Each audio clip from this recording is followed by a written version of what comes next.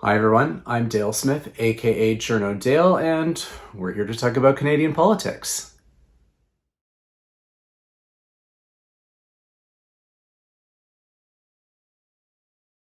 All right, we are back with Carleton University's Stephanie Carvin.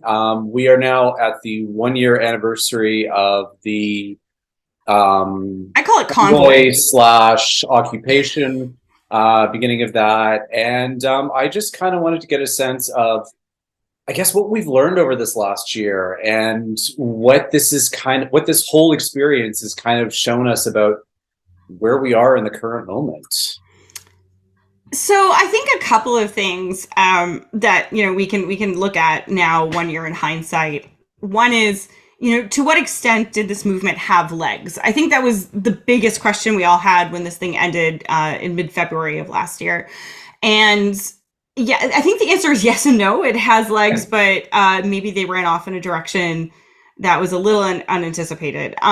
In the first sense, I think really what we have seen is we have seen a surge of populism in Canada. Mhm. I don't think it started with the Freedom Convoy. Freedom Convoy didn't bring this. I think No, no. there's been a big misconception about the Freedom Convoy that was this kind of spontaneous thing, and it wasn't. It really, the individuals who were involved in this movement were involved in kind of protesting the government since 2015. It coincides with a number of things that happen, but we can look at like social media, we can look at like kind of the rise of the new right, the alt-right, and things like this, but also the election of the Trudeau government, which people were upset about, the arrival of Syrian migrants to Canada, which sparked protests, and Bill M103, which was the It wasn't a anti-Islamophobia bill. bill. It was a motion.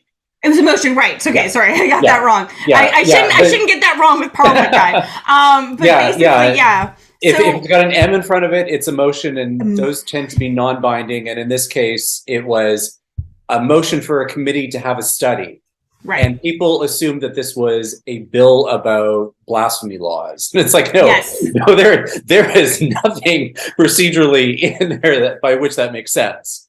Right. And I'm so glad you explained that, right? Because Yeah, it's like there was nothing in it. It was just basically, hey, Islamophobia is bad. Let's maybe do something about it. And yeah, you're right. People lost their minds. And it really kicked off a series of protests that eventually became the Yellow Vest movement, which was protesting kind of was the evil twin, evil Spock version of what was happening in France at the yeah, time, about cost of living protests. But these protests were really about a conspiracy theory about the UN Compact on global migration.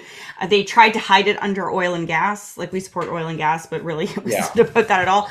And that was in 2019. And so like this movement has been around for some time, and it has been populist, I would say, in the idea that it's kind of promoted this idea. If we treat populism as this idea that populism is, a leader will say, I'm with you, the true people of Canada, and there's a corrupt elite that we have to get rid of, that are completely, that they just can't be in government anymore at all, and they're bad.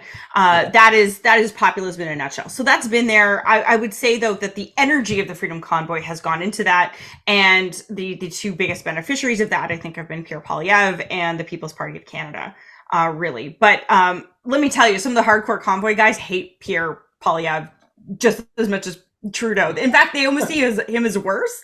They see him as like, a liberal in conservative clothing, right? So Okay. fair. So I think there's that. So that has been a part of this. The part that I expected less was I would have thought that this group would have moved on. I would have thought that the Freedom Convoy would have been, found new issues to talk about. And certainly they have integrated in the World Economic Forum, which, other kind of government conspiracy theories, a lot of them with kind of hidden but very present anti-Semitic kind of origins.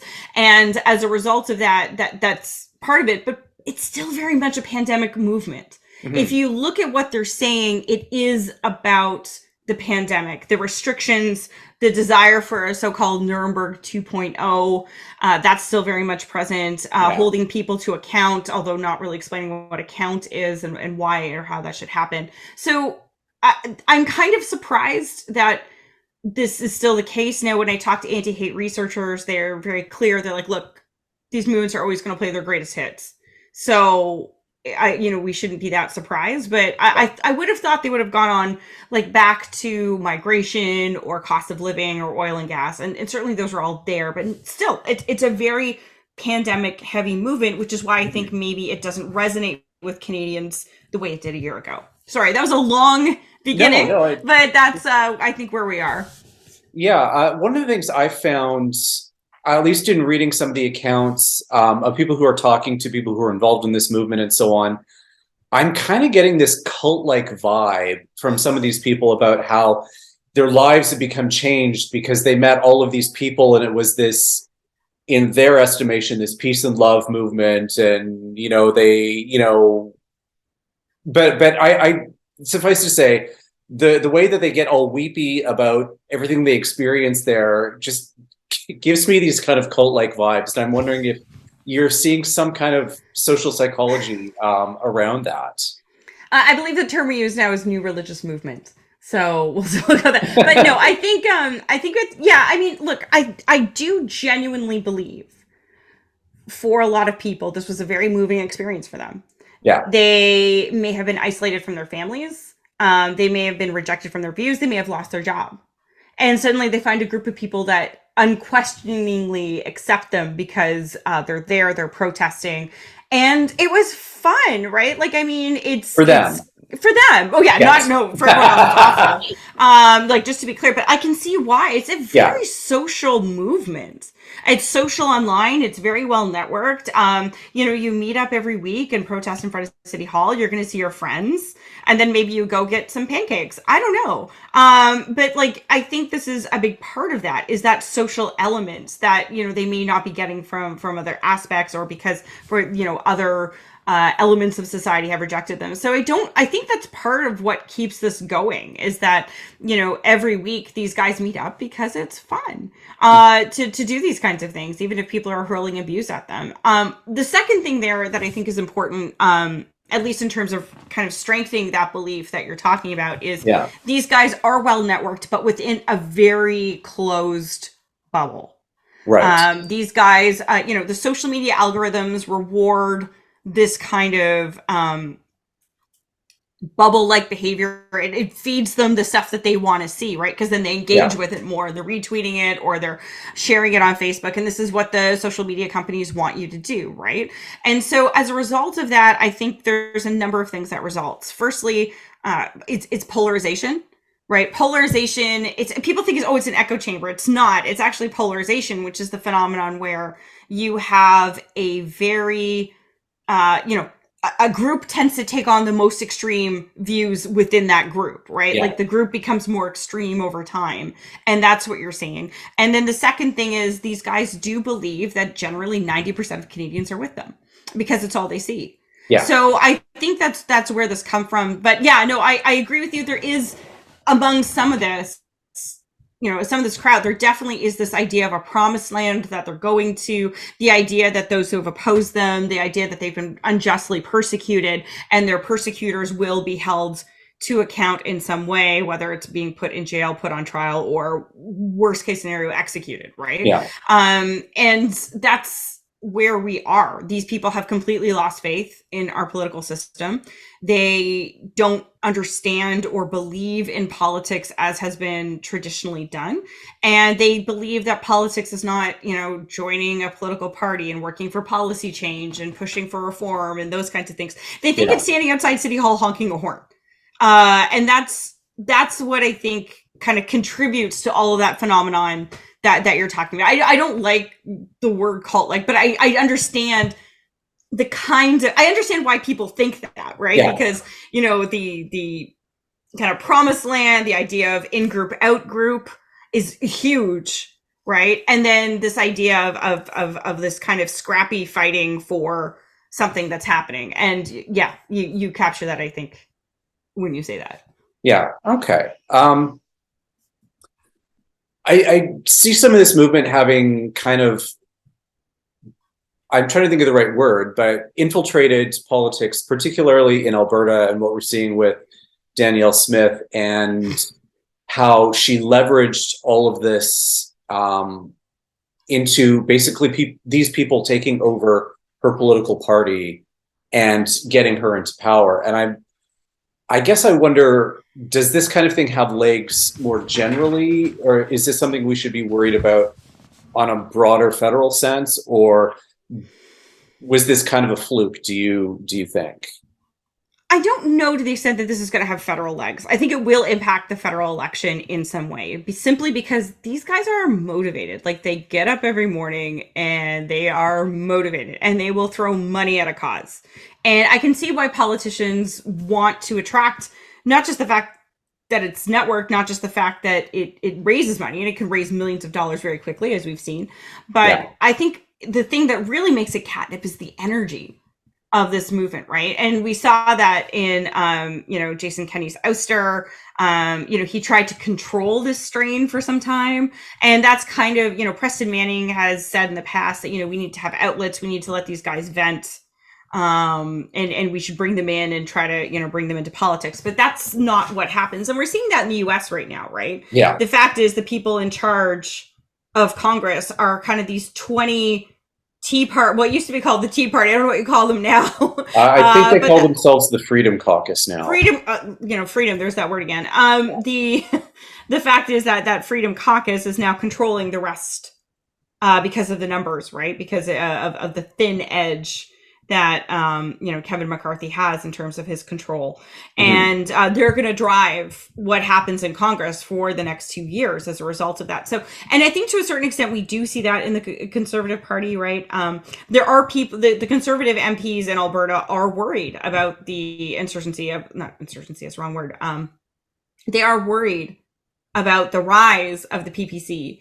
And, some of the most vocal MPs are the ones that are most threatened by a rising People's Party of Canada movement, right? So I think as a result of that, that's going to be driving kind of the conservative politics. The question is that going to appeal in places like, it might appeal in rural Ontario, but is it going to appeal in Quebec? Is it going to appeal in downtown Toronto? The suburbs of Toronto is the big... What do they call it? The voter-rich GT. I hate when they say that. The voter-rich 905. Yeah.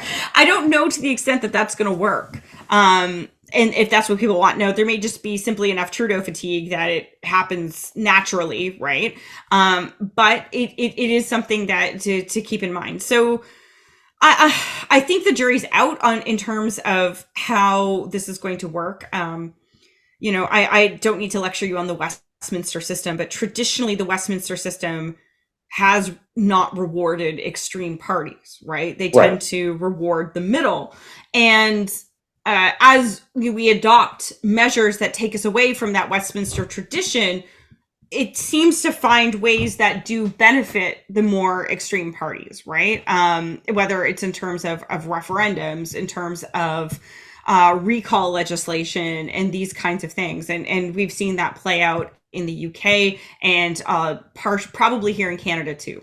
Yeah, especially Alberta and sometimes in BC when they've had their quasi-conservative governments out there as well. So yeah. So yeah, I mean, it's going to be interesting to see. I mean, how this does play out. I mean, I think we have to recognize that like the actual people honking on the streets are a very, very small percentage of Canadians. They're very vocal. They get a lot of attention.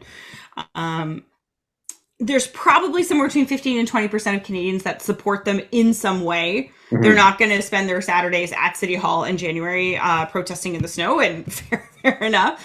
But whether or not it's going to, 80% of Canadians were vaccinated, followed the rules and things like that. So I don't want to overhype this either. Mm-hmm. I guess the last kind of portion of this is, was there any kind of, I guess, national security implications opened up by some of this? Because I know that this also attracted a number of far-right groups who were kind of trying to use this for their own advantages as well. So was there any lessons that we learned over the year from that particular perspective? That's a good question. So yeah, I think the Freedom Convoy did highlight the concerns over ideologically motivated violent extremism. And it is absolutely the case that there were people trying to integrate themselves into this movement for the purpose of recruitment, further radicalization. And we have seen that in some of the subsequent intelligence documents that have been released either through ATIP or through the Public Order Emergency Commission, which, you know, we're going to find out about soon. It's my Valentine. I can't wait Yeah. to get that report. But yeah, it's really important, I think, that we recognize that this has been a long-standing problem. Problem is, I guess the issue is that the convoy for me hits at this funny intersection of like ideologically motivated extremism and ideologically motivated violent extremism. And there's a huge difference between the two. If this movement or if some of these groups were more violent, it would actually almost be easier for national security agencies because they could do something about it, right? Right. If people are planning like attacks and things like this, then it would be easier. But this group, they're loud, they're noisy, they're anti-democratic, but they're a political problem. Yeah. Right. And we have to be really careful because, you know, I think a lot of people want CSIS and the RCMP looking at these groups. But when we expand the security state in ways that could accommodate this, it's going to ultimately be taken out on other groups as well. And I think that's, you know, so this is why, you know, Indigenous protesters, you know, they may not agree at all with the Freedom Convoy, but they want CSIS to be really careful with how they monitor these guys and whether or not they're labeled terrorists, because they know the next government that comes in may very well take a very different view of their activities. And it was in the conservative platform, for example, that they wanted to put people who block critical infrastructure should be considered, you know, violent extremists. And that's something that they worry about. So I think we have to be really careful. The movement itself is not a violent extremist movement. I do believe it is an extremist movement, but it's not. To characterize everyone in it as a Nazi would be wrong. There's many different elements to it. And in fact, one of the interesting things about it right now is just how much infighting there is between the different Freedom 2022 convoy organizers, right? They're just they're blocking each other on Twitter. They're writing terrible things about each other. They're spending more time criticizing each other than they are Trudeau at this point, in some cases, and that's interesting to watch. But I think at the end of the day, this is a political problem. We need to treat it politically, but it does raise the fact that there have been these extremist and violent extremist movements, which are on the far right, which have been targeting racialized Canadians for some time. And we saw that this year when the Freedom Convoy movement largely went after women of color, journalists, particularly journalist women of colors. And as well, we're seeing, I would say if the convoy has moved on in any way, one of the themes it's definitely picked up on is anti-trans. And the level of anti-trans activism it's now supporting is considerable. And that's something to dovetailing into that, the whole thing against drag queens and performances and stuff like that as well. So, yeah. Yeah, and we're seeing these protests outside of you know, these places, outside of libraries. There was a conspiracy theory that was going around that, you know, schools were going to let kids be animals, so they were going to put out litter boxes for that. Like, it was all anti-trans garbage, right? And as a result of that, this is where we have to watch the movement and be careful with it. But we need to right size our security response to it, right? Let's go after people who actually want to do violence, and then let's figure out political tools and community action that can be done to support those who are ultimately targeted by these groups and by these protests. All right. Well, thank you so much for taking the time, and we'll catch up again soon. I hope so. Well, you know, Public Order Emergency Commission, you can be my Valentine. Okay, we'll make a date. Sounds great. Great. Thanks. Bye. And that's everything for this week. Join us again next week for some more Canadian politics. I'm Dale Smith. That's at journo_Dale on Twitter. And don't forget to like the video, share, subscribe, and support us on Patreon. Thanks, everyone.